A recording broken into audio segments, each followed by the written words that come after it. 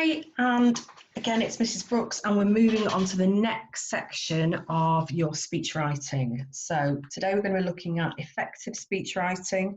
Remember that you're not expected to write your speech just yet. We're going to do it in stages. So each of the lessons that we're going to be doing is going to take you through different parts of the speech. No one's expecting you to have written it already.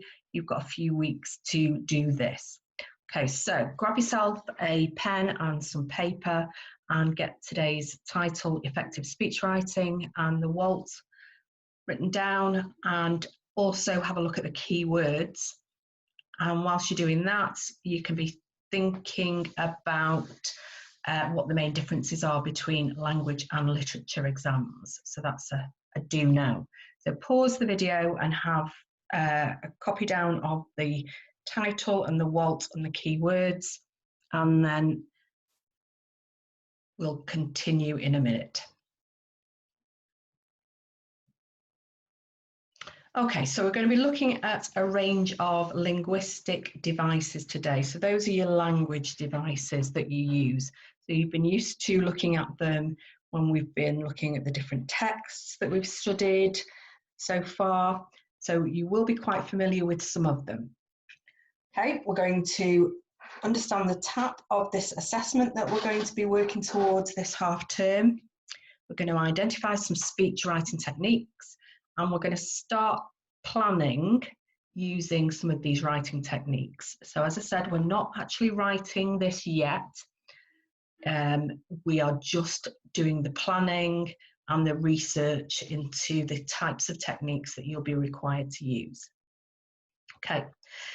Did you think about the differences between language and lit? So the main differences are going to be that you've got the spoken language element, which is what we're working towards at the moment, and also that you won't have seen any of the texts before. So this is a completely unseen exam. We know what the question types are going to be, but we do not know what the extracts are going to be. And also you'll get in paper 1, it's going to be fiction, which you're used to, but in paper 2, it's going to be non-fiction. So that could be diary writing, it could be autobiographies, so more real life writing rather than something that's fictional or made up. Okay, let's move on to our keywords. So rhetoric, text type, audience, and purpose. So you might want to make yourself some notes about what each of these words mean. First one, rhetoric. That is just a fancy word used for any language which is persuasive. It might even be biased, so it gives an impressive or persuasive effect to your writing. So rhetoric is when you impress your readers by using strong, powerful language which will help to have the desired effect, so to persuade them to do what you want them to do. So we're looking at TAP, as you can see. So text type is just what type of text have you been asked to write, and we're being asked to write a speech. Audience, who are you writing it for? Well, you're writing this for me and your English teacher, and for classmates, because they're the people that are going to be listening to this. And finally, what is the purpose? So why are you writing? So in this case, you're writing to argue your point of view on a particular topic in discrimination. Okay, make yourself some notes and pause the video if you need to, and then we'll move on.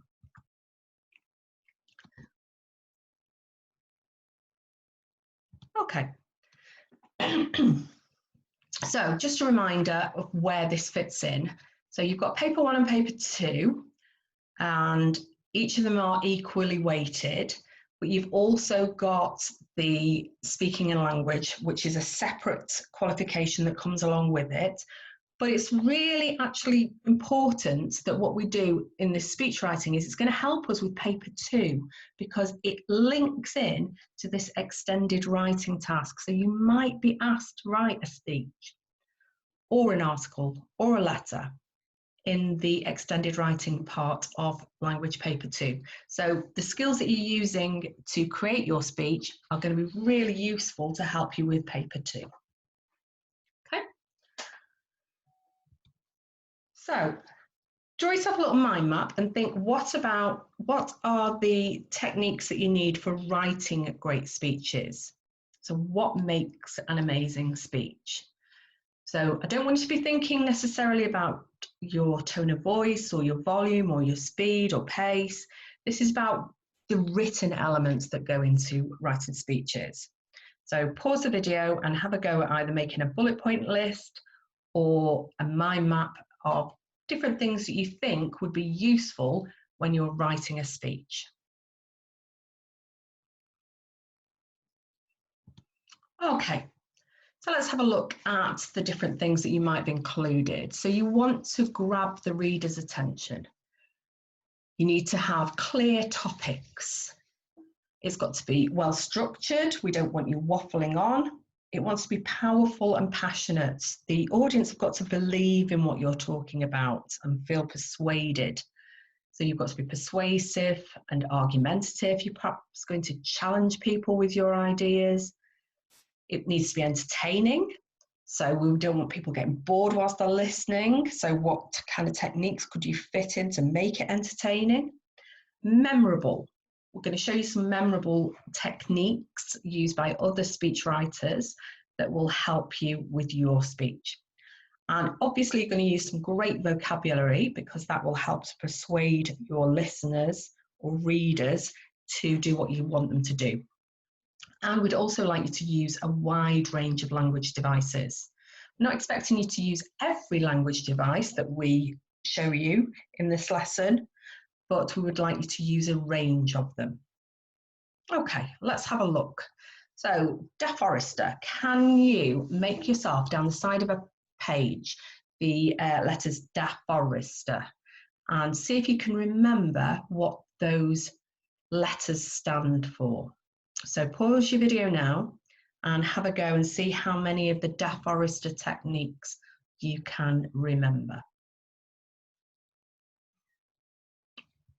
Okay, how did you do? So we've got direct address, we've got alliteration, facts, opinions, rhetorical question, emotive language, statistics, triple or a list of 3, exaggeration, and repetition.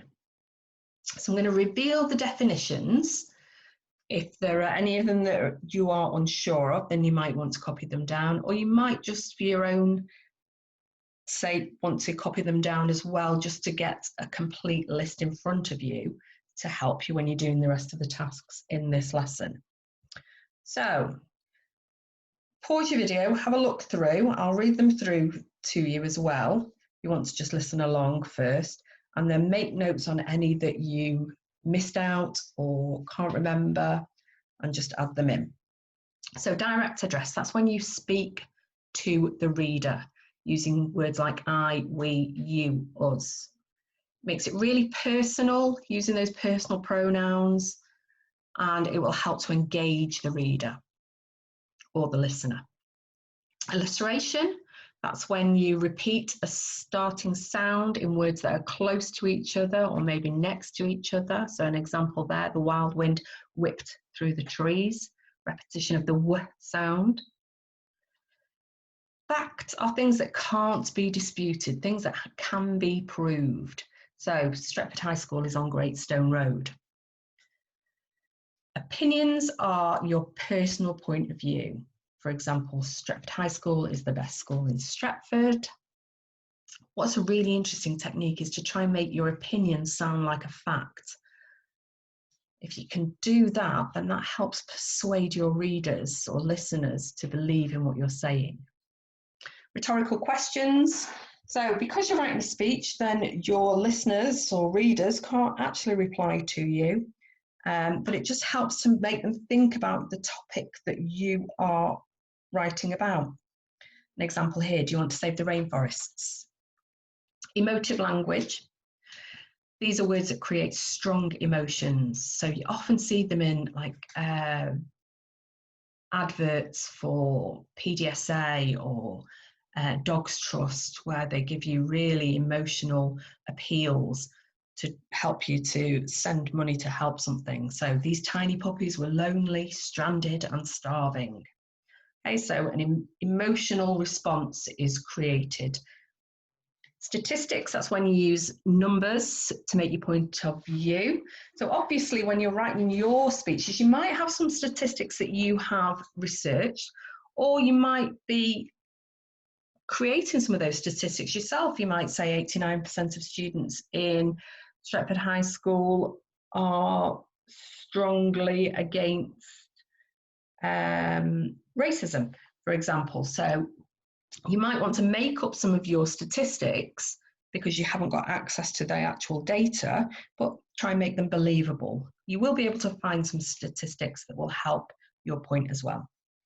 Triple or list of three, so 3 words together. It might be the same word repeated, or it could be 3 different words used to describe something. So SHS is fun, exciting, and lively. Exaggeration, that's when you emphasize your point of view, but it's not factual. So I'm sure some of you are hearing this at the moment. I've asked you 1,000,000 times to clean your room. And then finally, when words or phrases are used more than once, it's repetition. So it can emphasize your point of view. So I'll give you an example here. The forest was falling, the forest was crumbling, the forest was dying. So repetition of a phrase that just helps cement it in your reader or listener's mind. Okay, so as I say, make yourself some notes on this if you want to refer back to it when you're doing any of the other tasks. Okay, let's move on. So we're going to have a look at a speech. This is one of the most famous speeches in the world. It's from Martin Luther King Jr. And he was fighting for civil rights in America, so fighting against racial injustice. So there's a link on the PowerPoint that will take you to the speech. And I've got you a little section of it here, and I want you to do the following tasks. I want you to see if you can spot any of the Deaf Forester techniques within this extract here. So, as I say, there's a link, but I will read it to you if you want to just listen now, and then pause your screen and then have a go at seeing if you can find any of the Deaf Forester techniques. So, have a listen. I say to you today, my friends, so even though we face the difficulties of today and tomorrow, I still have a dream. It is a dream deeply rooted in the American dream. I have a dream that one day this nation will rise up and live out the true meaning of its creed. We hold these truths to be self-evident, that all men are created equal.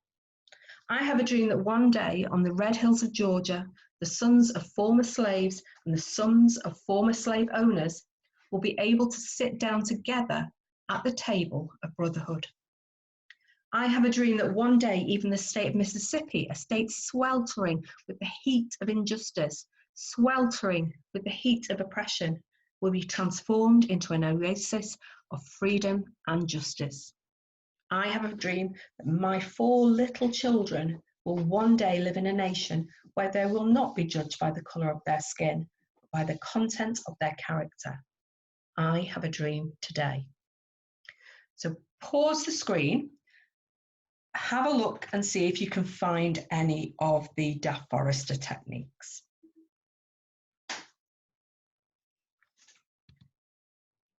Okay, let's check and see if you spotted any of the techniques that were in there. Let's have a look at the first one. So first of all, direct address. Martin Luther King Jr. was speaking directly to the audience by saying, I say to you today. So he's making it feel personal, that he's reaching out to each of the people that are there listening to his speech. We also have repetition. So if you notice that he uses the word dream all the way through, that idea that this is not something that's happening now, it's something that he wants to happen. We've got emotive language. You might have spotted some more emotive language as well. So one day this nation will rise up. So helping us to feel that people have a choice and will be able to take action. Got alliteration with the state sweltering. And we've got these personal pronouns again and some emotive language. So my 4 little children. It's making it personal all the way through with this use of I, we, my, and here by qualifying his children and making them little children, then he's helping us to feel sympathy for children of people who are feeling this racial injustice. Okay, he's also used a metaphor in here because he's said that it would be transformed into an oasis of freedom and justice. So it's not really an oasis. An oasis is like an area in the desert where you would get water and food. So he's trying to suggest that by transforming racial injustice, that you will create somewhere that is helpful for everyone. So you can use metaphors and similes when you are writing your speeches. Now then, this is the first task that I want you to do in the booklet that you've been sent by school. So you've got a link to watch Prince EA's school speech, and I want you to have a look at that. And you've got the table in the booklet that you've been sent by Miss Eggleton, and you're going to fill in the boxes on there. So we've had a look at quite a few of these techniques already. So you'll be able to use your information from earlier on in the lesson to help you fill that in.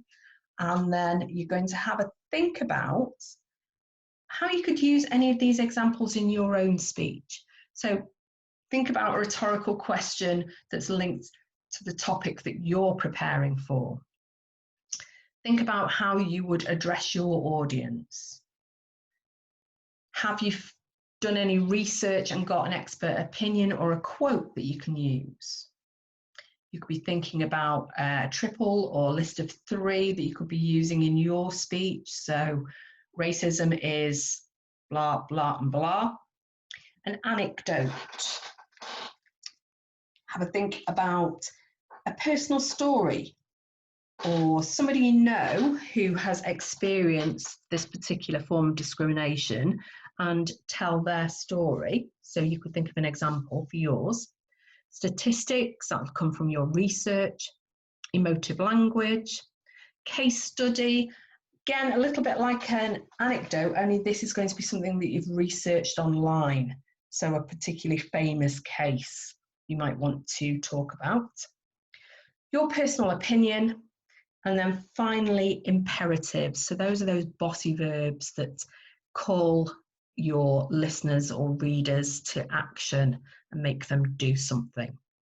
So have a watch of the video, look at what he's doing, and then come back, fill in your definitions. You can replay this section of the video to help you with that, and then have a go at completing your examples for your own speech. They only have to be notes, just some ideas that you're going to jot down of ways that you can do these things in your speech. So pause your video and attempt that task now.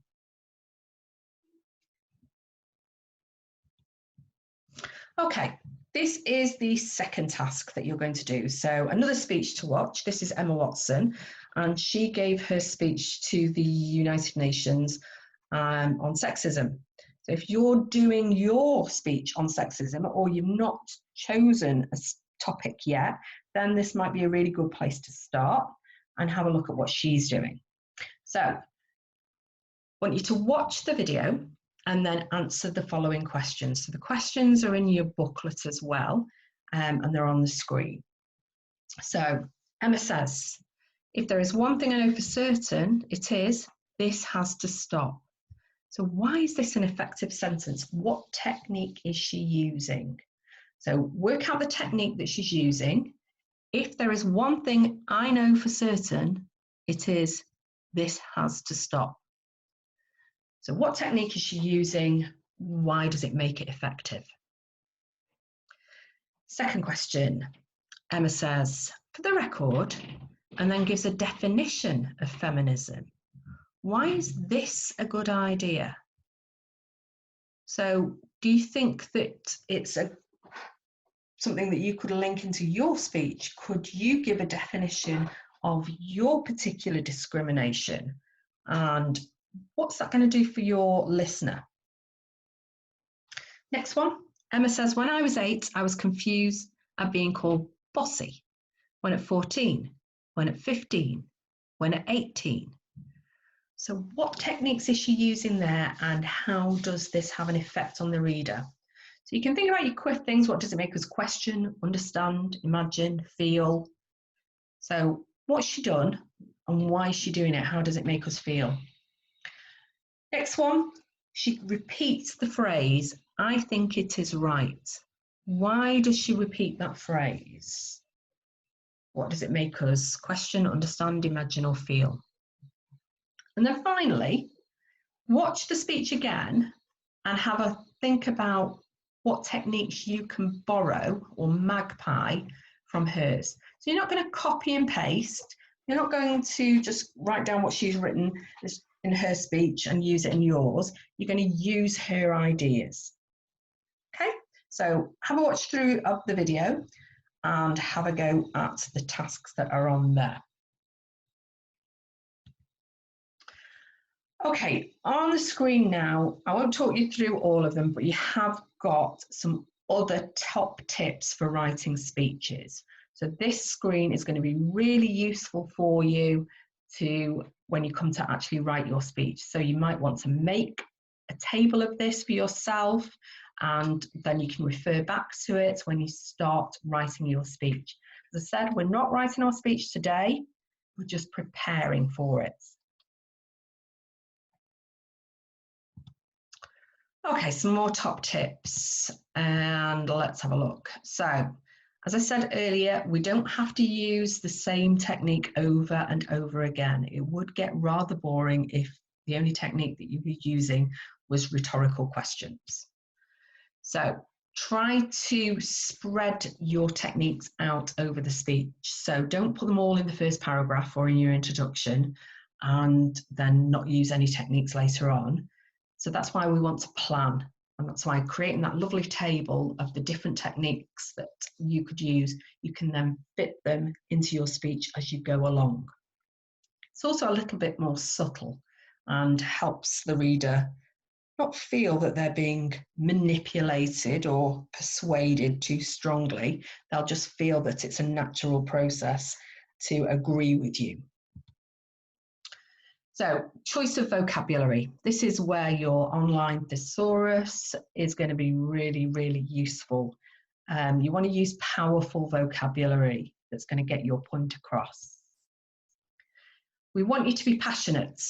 Obviously, we're going to be reading these speeches as teachers, and we'll need to find a way of gauging that passion that you've got. So that's where your vocabulary is going to come in.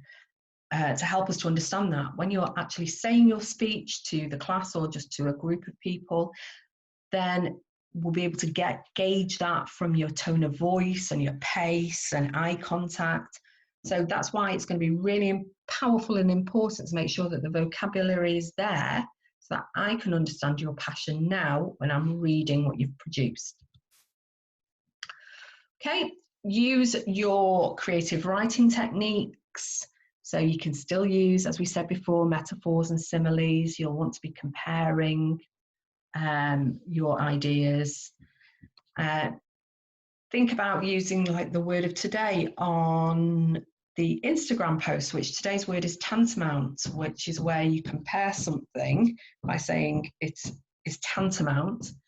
For example, leaving dogs alone in a house all day is tantamount to cruelty. So it's helping the reader or listener to compare something to something absolutely horrible or disgusting. Okay, so get some help. Use a famous quote if you would like. You can steal tiny quotes from other powerful speeches or other people's ideas on a particular topic and build them into yours speech or and that will help to make your speech much more powerful and also reinforce your point. And okay, last one. It's all right to flatter your audience, to make them sound powerful and important, and to switch between pronouns. So you could start with first person, I, me, and then you can move on to second, you. Collective pronouns like we to make your reader or listener sound as if they are, feel as if they are involved and invested in what you are talking about. So I've given you a list here of some other speeches that you might want to listen to or watch, and they will give you an idea of other techniques that you might want to use, or just some hints and tips, or just seeing different people speak. The last one on there is Greta Thunberg, and that's interesting because she's young as well. So to see what someone who's of a similar age to you can do and watch her speaking. Okay, this is what I need you to do. So you'll have completed the 2 tasks that I've suggested that are in the workbook. So go through those first, the ones that are on my PowerPoint here. And then what you're going to be doing is just planning some ideas for your introduction, using all the information that you've got from today's lesson. You might want to look back at your table in your workbook for task 1 and see what techniques you use there and what would be useful for your discrimination speech. In the next lesson that's coming up, which I think is on Friday, Friday, then we're going to be looking at writing your introduction. And on Friday, I'll be asking you to write your introduction and send it to me for marking. I'll give you some time to get it sent in to me. If you've got any questions, you can email me. I will be on Google Hangout on Friday morning between 9 and 11, so you can get instant feedback from me on there as well if you'd like to. But just remember that at the moment you are just planning. If you have started writing, then you might want to go back to what you've written already and see if you can redraft and build in some of the ideas that you've learned from today's lesson. So I'll be back with you on Friday with a new video, and if you've got any problems, get in touch. See you soon. Bye.